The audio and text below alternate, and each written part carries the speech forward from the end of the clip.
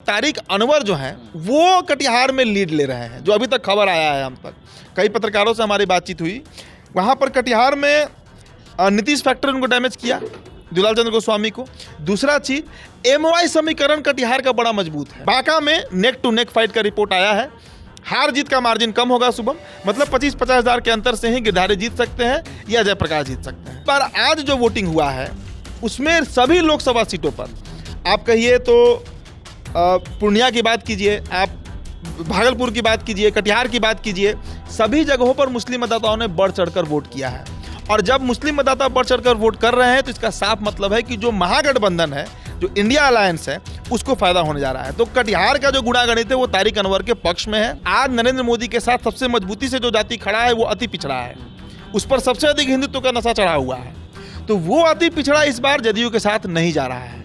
नीतीश का जो cadre voter है, आप कोयरी कहिए, कुर्मी कहिए, या उनका जो भी समीकरण है जनता दल यूनाइटेड का, वो गया है, लेकिन बीजेपी का कैडर वोटर नहीं जा रहा है। दूसरा चीज, चाहे लॉ एंड ऑर्डर के मामले में हो, शिक्षा के मामले में हो, जहरीली शराब से मरने वालों की संख्या हो, बालू माफिया हो, भू माफिया हो, हर स्टैंड पर बिहार सरकार जो है उसका कहीं ना कहीं कमी और थोड़ा लचीलापन के कारण नीतीश कुमार के खिलाफ एंटी इनकम्बेंसी बिहार में बना है, जिसका हर्जाना उनके प्रत्याशी लोकसभा चुनाव में भी भर रहे हैं। ये ग्राउंड रिपोर्ट देखिए, पहले चरण में चूंकि जदयू का प्रत्याशी चुनाव नहीं लड़ रहा था, 19 के लोकसभा चुनाव में जब कहा जाता है ना कि मोदी अपने करियर के पीक पर थे, नरेंद्र मोदी, प्रचंड मोदी लहर था, उस समय दुलाल चंद्र गोस्वामी से मात्र 57,000 वोट से तारिक अनवर हारे थे, ओनली 57,000 वोट। जबकि उस समय बेगूसराय देखिए 3 लाख का मार्जिन था। उस समय हर लोकसभा सीट में बीजेपी 2.5 लाख, 3 लाख, 4 लाख के मार्जिन से जीत रही थी। मतलब भाजपा का जो कैडर वोटर है, भाजपा का जो कैडर वोटर समर्थक है, जो उनको वोट करता है, वो इस बार नीतीश कुमार के साथ नहीं जा रहा है। और यही सबसे बड़ा डैमेज कर रहा है जनता दल यूनाइटेड को सभी लोकसभा सीटों पर। जेडीयू का कैडर वोट तो आगे बढ़कर घर से निकलकर वोट कर रहा है, लेकिन बीजेपी के कैडर वोटर में डर है। दोस्तों, लोकसभा चुनाव 2024 के दूसरे चरण में आज बिहार के 5 सीटों पर मतदान हुआ, जिसमें भागलपुर, बांका, कटिहार, किशनगंज और पूर्णिया शामिल था। देखिए, हम लोग लगातार लोकसभा सीटों पर विश्लेषण कर रहे हैं कि आखिर इन लोकसभा सीटों पर किसकी बढ़त है, कौन प्रत्याशी जीत रहा है। पूर्णिया पर भी हमने चर्चा की और पूर्णिया पर हम लोग लगातार चर्चा भी कर रहे थे। आज अभी जो है हम लोग कटिहार और बांका की बात करेंगे। देखिए, कटिहार बांका में किस गठबंधन की जो है बढ़त है, कौन प्रत्याशी जो है वहाँ से चुनाव जीत रहे हैं, कितना वोट प्रतिशत जो है मतदान हुआ है, तमाम चीज़ों को लेकर बात करने के लिए मेरे साथ मेरे सहयोगी उदित तारण मौजूद हैं। कटिहार और बांका सीट की हम बात कर रहे हैं। क्या कुछ लग रहा है, कितना कौन से प्रत्याशी जो है आगे चल रहे हैं, क्या कुछ होने वाला है? क्योंकि पूर्णिया में तो पप्पू यादव जीत रहे हैं, कटिहार बांका में कौन जीत रहा है? देखिए, पहले कटिहार पर चर्चा हम कर लेते हैं शुभम। अभी तक इलेक्शन कमीशन ऑफ इंडिया जो है, निर्वाचन आयोग जो है, वो एग्जैक्टली फिगर नहीं दिया है कि कितना प्रतिशत मत हुआ है, लेकिन जो अनुमानित है वो करीब 55 से 60% के आसपास सभी लोकसभा में एवरेज जो है 55% वोटिंग हुआ है। पूर्णिया में तो सुनने में आया है कि 60% वोटिंग क्रॉस कर गया। कटिहार में 55% वोटिंग हुआ है, जो कि थोड़ा सा एनडीए के लिए सुकून देने वाला है। लेकिन अगर आप हमसे पूछिए कि कटिहार में कौन आगे निकल रहा है, कौन पिछड़ रहा है, तो कटिहार में लड़ाई मुख्यतः 2 ही लोगों के बीच थी। जिस तरह पूर्णिया में त्रिकोणीय मुकाबला था, उस तरह कटिहार में सीन नहीं है। कटिहार में दुलाल चंद्र गोस्वामी, जदयू के प्रत्याशी, 19 चुनाव भी जीते हैं, उनके और तारिक अनवर के बीच में, तारिक अनवर को रेफरेंस का जरूरत नहीं है, 1980 में कटिहार जीते थे, 84 में कटिहार जीते, 5 टर्म एमपी रहे हैं। मतलब 2019 के लोकसभा चुनाव में जब कहा जाता है ना कि मोदी अपने करियर के पीक पर थे, नरेंद्र मोदी, प्रचंड मोदी लहर था, उस समय दुलाल चंद्र गोस्वामी से मात्र 57,000 वोट से तारिक अनवर हारे थे, ओनली 57,000 वोट। जबकि उस समय बेगूसराय देखिए 3 लाख का मार्जिन था। उस समय हर लोकसभा सीट में बीजेपी 2.5 लाख, 3 लाख, 4 लाख के मार्जिन से जीत रही थी, लेकिन उसमें भी तारिक अनवर मात्र 57,000 वोट से जीते थे। अब अगर 2024 में गुणागणित बदला, इस बार ना तो नरेंद्र मोदी का उस तरह का प्रभाव दिख रहा है, जो सच्चाई है, ना ग्राउंड रियलिटी है कि नरेंद्र मोदी का 19 वाला प्रभाव 24 में नहीं दिख रहा है।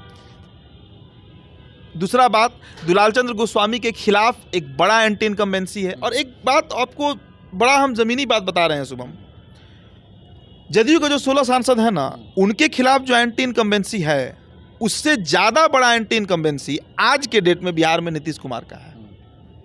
नीतीश कुमार जो सेकंड चरण का चुनाव प्रचार किए हैं, कटिहार में, पूर्णिया में, बनमखी भी गए थे, भागलपुर भी गए, किशनगंज भी गए, जिस तरीके के भाषा का प्रयोग उनके द्वारा किया गया, लालू यादव के परिवार के संदर्भ में जो टिप्पणी की गई, कई तरह की बातें ऐसी की गई जो जनता को नागवार गुजरा। धरती खत्म हो जाएगा, फ़ोन क्यों चला रहे हो, क्या क्या मन से वो बोले हैं इस बार। और उससे बड़ा बात, कटिहार हम भी गए थे, कटिहार में, और कटिहार के भागलपुरा बिहार में कहीं घूम लीजिए, यहाँ के मतदाताओं में एक बड़ा कॉमन परसेप्शन बन गया है कि जदयू को वोट करने का मतलब क्लियर नहीं होगा कि वो हमने वोट राजद को दिया या बीजेपी को दिया।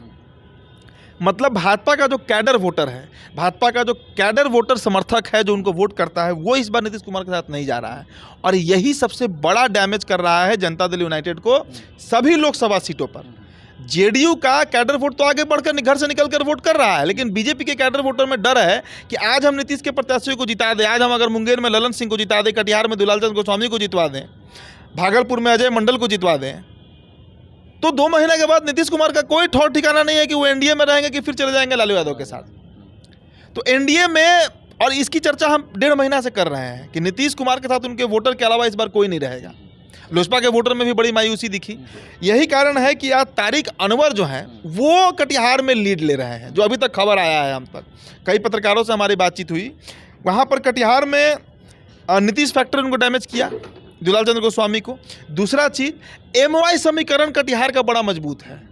कटिहार में करीब 5 में 2 मतदाता मुस्लिम है, 40% मतदाता वोटर्स कटिहार के मुस्लिम है, मुस्लिम बाहुल इलाका है। सीमांचल कोसी का बेल्ट है, भागलपुर कहिए, कटिहार कहिए, पूर्णिया कहिए, मधेपुरा, सब कोसी सीमांचल का बेल्ट है। तो मुस्लिम मतदाता इस बार बड़े आगे बढ़ चढ़कर वोटिंग किया है। देखिए 19 अप्रैल को जो वोटिंग हुआ था ना, उसमें कम वोटिंग होने का 2 जो मेजर कारण था, एक तो कि लगन उसमें बहुत तेज़ था, लोग घर के शादी विवाह में बहुत लोग इन्वॉल्व थे, और दूसरा कारण था तापमान, गर्मी। इस बार वोटिंग इसीलिए ज़्यादा हुआ।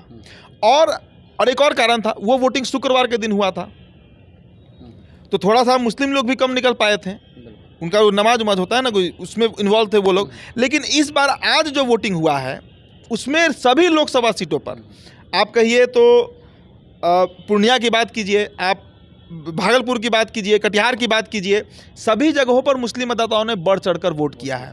और जब मुस्लिम मतदाता बढ़ चढ़कर वोट कर रहे हैं तो इसका साफ मतलब है कि जो महागठबंधन है, जो इंडिया अलायंस है, उसको फ़ायदा होने जा रहा है। तो कटिहार का जो गुणागणित है वो तारिक अनवर के पक्ष में है। मैंने बताया ना कि 2019 में जब प्रचंड मोदी लहर था, तो उस समय तारिक अनवर मात्र 57,000 वोटों से चुनाव हारे थे, जबकि अन्य सीटों पर जो प्रत्याशी हार रहे थे वो 2.5 लाख, 3 लाख, 4 लाख के मार्जिन से हार रहे थे। तो इस बार मोदी लहर भी उतना मजबूत नहीं है। और दूसरा चीज़ कि ग्राउंड पर तारिक अनवर, जो रिपोर्ट आया है, तारिक अनवर इस बार कटिहार फतह कर रहे हैं। बांका की बात करें, बांका पे क्या लग रहा है, कितना वोटिंग प्रतिशत हुआ है, कौन प्रत्याशी जीत रहे हैं, किसकी बढ़त है? देखिए वहाँ पर 2 यादवों की लड़ाई है। जयप्रकाश नारायण यादव, जो कि सांसद रह भी चुके हैं, केंद्रीय मंत्री भी रहे हैं आरजेडी के, और लालू यादव के बड़े नज़दीकी सिपा सलार माने जाते हैं। दूसरी तरफ गिरधारी यादव, जो कि जेडीयू से हैं। गिरधारी यादव एमपी हैं भी, वहाँ से सिटिंग एमपी हैं। अब देखिए वहाँ पर नेक टू नेक फाइट है। वहाँ पर ये कह देना कि फलाना जीत रहे हैं, जयप्रकाश जीत रहे हैं या गिरधारी जीत रहे हैं, जल्दबाजी होगी। हालांकि वहाँ भी वही रिपोर्ट आया है कि नीतीश के वोटर्स तो निकल कर वोट किए हैं, लेकिन जो बीजेपी का कैडर वोटर है, मतलब जो ब्राह्मण है, राजपूत है, जो और खासकर जो अति पिछड़ा समाज है। देखिए बीजेपी के साथ आज सिर्फ सवर्ण नहीं जुड़े हैं।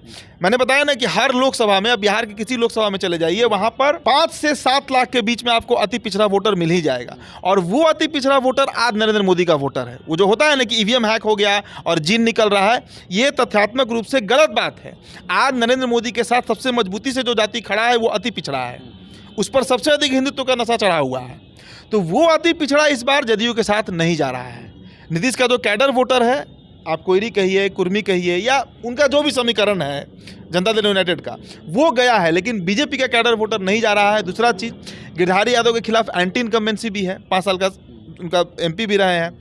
और उससे भी बड़ा फैक्टर कि नीतीश का एंटी इनकम्बेंसी बिहार में बहुत ज़्यादा है, चाहे लॉ एंड ऑर्डर के मामले में हो, शिक्षा के मामले में हो, जहरीली शराब से मरने वालों की संख्या हो, बालू माफिया हो, भू माफिया हो, हर स्टैंड पर बिहार सरकार जो है उसका कहीं ना कहीं कमी और थोड़ा लचीलापन के कारण नीतीश कुमार के खिलाफ एंटी इनकम्बेंसी बिहार में बना है, जिसका हर्जाना उनके प्रत्याशी लोकसभा चुनाव में भी भर रहे हैं। ये ग्राउंड रिपोर्ट। देखिए पहले चरण में चूंकि जदयू का प्रत्याशी चुनाव नहीं लड़ रहा था, इसलिए उस समय कोई गुणागणित बैठ नहीं पा रहा था कि जदयू का वोटर साथ देगा या नहीं देगा, बीजेपी का वोटर किधर जाएगा। लेकिन दूसरे चरण में 5 सीटों पर लड़ाई जो हुई वो जदयू के प्रत्याशियों की हुई महागठबंधन के प्रत्याशियों से। तो इस बार जो क्लियर पिक्चर है बिहार का वो निकल कर सामने आया कि आज बिहार के मतदाता किसके साथ हैं। नरेंद्र मोदी के, देखिए बिहार के जितने भी सांसद जीतेंगे वो सब जीतेंगे सिर्फ और सिर्फ नरेंद्र मोदी के नाम पे। दिल्ली का वजीर कौन होगा, देश का नेतृत्व कौन करेगा, देश किसके हाथ में जाएगा, इस पैटर्न पर वोटिंग इस बार भी हो रहा है। इसलिए हो सकता है कि हमारा कैलकुलेशन फेल भी हो सकता है कि क्लीन स्वीप यहाँ पर एनडीए कर जाए, फिर 40 में 39 सीट आ जाए, लेकिन उसका श्रेय सिर्फ और सिर्फ नरेंद्र मोदी को जाएगा।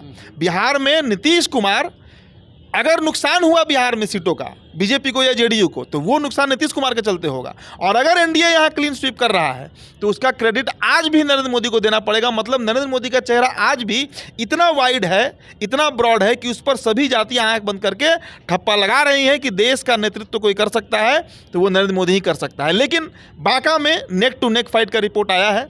हार जीत का मार्जिन कम होगा शुभम, मतलब 25-50 हज़ार के अंतर से ही गिरधारी जीत सकते हैं या जयप्रकाश जीत सकते हैं। चलिए, तो नीतीश फैक्टर जो है कहीं ना कहीं नीतीश के खिलाफ जो एंटी कम्बेंसी है वह बिहार में दिख रही है। अगर हमारे सहयोगी ने यह भी बात कही कि अगर एनडीए बिहार में अगर क्लीन स्वीप करता है तो इसका क्रेडिट नरेंद्र मोदी को जा सकता है, और अगर 40 सीट में से अगर जो भी सीट हारते हैं वह चीज़ जो है नीतीश कुमार, उसका ठीकरा जो है नीतीश कुमार पर फूटेगा, और कहीं ना कहीं नीतीश कुमार के कारण ही बिहार में एनडीए ये तमाम सीटें लूज करेंगी। तो कटिहार और बांका की हम लोगों ने चर्चा की। कटिहार से तारिक अनवर जो है फतह हासिल कर सकते हैं, तारिक अनवर जो है बढ़त में चल रहे हैं। तो वहीं अगर बांका की बात करें तो गिरधारी यादव जो हैं वह पिछड़ रहे हैं, और कहीं ना कहीं देख सकते हैं कि INDI गठबंधन के जो प्रत्याशी हैं वह ये दोनों सीट जीत सकते हैं। तो आपकी क्या राय है? हम लोगों ने पूर्णिया पर भी चर्चा की। पूर्णिया में जो है त्रिकोणीय मुकाबला था, तो वहीं कटिहार और बांका में द्विपक्षीय मुकाबला है, और 2 उम्मीदवार जो हैं एक दूसरे के सामने आमने सामने हैं, जो कि INDI गठबंधन है, तो एक तरफ इंडिया के प्रत्याशी हैं। तो आपका क्या कहना है, कटिहार और बांका में कौन जीत सकता है? ये भी आप हमारे साथ जरूर साझा करें। धन्यवाद।